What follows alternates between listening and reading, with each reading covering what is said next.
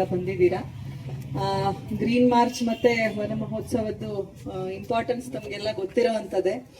ಇದು ಒಂದು forest department ಕಡೆಯಿಂದ ವರ್ಷಕ್ಕೊಮ್ಮೆ ನೀಡುವಂತಹ ಒಂದಷ್ಟು ಕಾರ್ಯಕ್ರಮಗಳನ್ನು ಹಮ್ಮಿಕೊಳ್ತಾರೆ. ಆದರೆ ನಾವು ನಮ್ಮ ಒಂದು ಜೀವನ ಶೈಲಿಯಲ್ಲಿ ಒಂದು ಮರಗಳಿಗೆ ಪೋಷಣೆ ಮಾಡುವಂಥದ್ದು, ಗಿಡಗಳಿಗೆ ಪೋಷಣೆ ಮಾಡುವಂಥದ್ದು, ಸಸಿ ನೆಡುವಂಥದ್ದು ಪ್ರತಿಯೊಬ್ಬರೂ ಕೂಡ, ಅದರಲ್ಲೂ ಎಸ್ಪೆಷಲಿ ಮಕ್ಕಳು.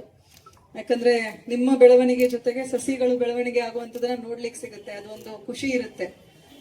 ನಾವು ಚಿಕ್ಕವರಿದ್ದಾಗ ಶಾಲೆಗಳ ಚರ್ಚೆ ಯಾವ ರೀತಿ ಹೋಗ್ತಾ ಇದೆ ಅಂತ ಹೇಳಿ, ಎಷ್ಟು ನಾವು ಹಸಿರು ಕ್ರಾಂತಿ ಮಾಡ್ತೀವಿ, ಎಷ್ಟು ಮರಗಿಡಗಳನ್ನ ನೆಡ್ತೀವಿ, ಪೋಷಿಸ್ತೀವಿ, ಅಷ್ಟು ನಮಗೆ ಒಳ್ಳೆ ಹಿತಕರ ವಾತಾವರಣ ಸಿಗ್ತದೆ. ಸೊ ಇವತ್ತು ಈ ಕಾರ್ಯಕ್ರಮವನ್ನ ಹಮ್ಮಿಕೊಂಡಿದ್ದಕ್ಕೆ ನಾನು DCF ಅವರು ಹಾಗೂ ಅವರ ಎಲ್ಲ ಒಂದು ಟೀಮ್ಗೆ ನಾನು ಅಭಿನಂದನೆಗಳನ್ನ ಸಲ್ಲಿಸ್ತೇನೆ. ಹಾಗೆ India, the future is yours only.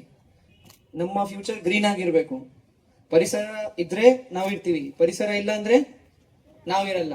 So ದಯವಿಟ್ಟು ಈ ಸುಸ್ಥಿರ ಅಭಿವೃದ್ಧಿ ಅಂತ ನಾವು ಕರಿತೀವಿ, ಸಸ್ಟೈನಬಲ್ ಡೆವಲಪ್ಮೆಂಟ್ ಅಂತ ನಾವು ಹೇಳ್ಬಹುದು.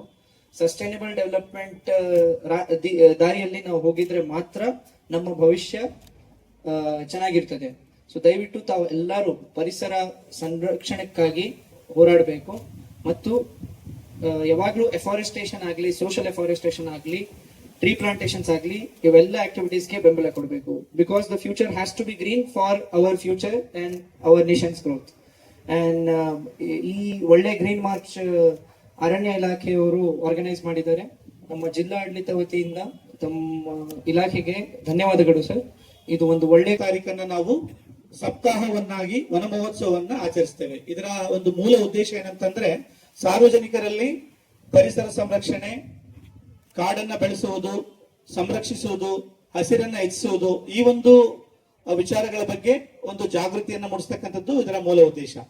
ಪೂರ್ಣಚಂದ್ರ ತೇಜಸ್ವಿ ಅವರು ಒಂದ್ ಕಡೆ ಹೇಳ್ತಾರೆ, ಈ ಭೂಮಿ ಅಥವಾ ಪ್ರಕೃತಿ ಅಂತಕ್ಕಂಥದ್ದು ನಾವು ನಮ್ಮ ಪೂರ್ವಜರಿಂದ ಪಡೆದಂತಹ ಆಸ್ತಿ ಅಲ್ಲ, ನಮ್ಮ ಮುಂದಿನ ಪೀಳಿಗೆಗಳಿಂದ ನಾವು ಪಡೆದಂತ ಸಾಲ ಅಂತ. ಅಂದ್ರೆ ನಾವಿವತ್ತೇನು whatever we are enjoying the resources of the nature, it's not the inheritance of our forefathers. It is not inherited from our forefathers, rather it is being borrowed from the future generations.